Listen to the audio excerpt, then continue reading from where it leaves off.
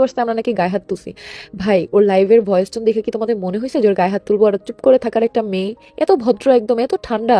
ওর লাইভে যে ভয়েসটা শুনছো ওইটাই ওর আসল কণ্ঠ। ওই টোনেই ও বাসায়ও কথা বলতো আমাদের সাথে, ওই টোনে ও সবার সাথেই কথা বলতো, ওইটাই ওর অরিজিনাল টোন। ওর মা বাবার সাথেও ওই টোনেই কথা বলতো। আল্লাহ যা করে ভালোর জন্য করে। খুব চাইছিলাম ফিরে আনবো। ওই দিন লাইভে যদি ওই উগ্র হয়ে আমার আম্মুর নামে মিথ্যাগুলা না বলতো, আমার নামে মিথ্যাগুলা না বলতো, ঠিকই দেখতো ওরা, আমি আহাজে বুঝায় বুঝায় কনভিন্স করে ওরা আমি আনতে পাঠাইতাম। ও পারলে বলুক আইসা যে আমি মিথ্যা বলছি, কোনোটা প্রমাণ দিক। আমি যে ওর বাবা আর ওর খালুর প্রফেশন নিয়ে বলতেছি, ও বলুক তার আগে কি করতো, ওই আগে মুখ খুলুক আমি বলার আগে।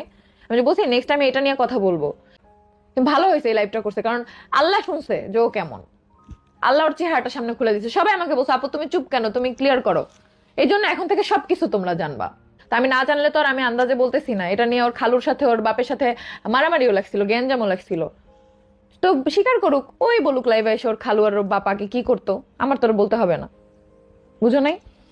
ও তো জানে সে বসায় বসায় খাটের উপরে, এই জন্য ওর টের পাস নাই। এখন খাট কুত্তার মতো খাইটটা এবার কামাই কর। ভালো হয়েছে একদম। এখন নিজে পরিশ্রম করতেছে।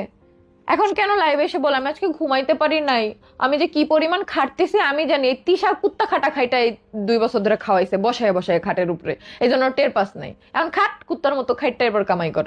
ভালো হয়েছে।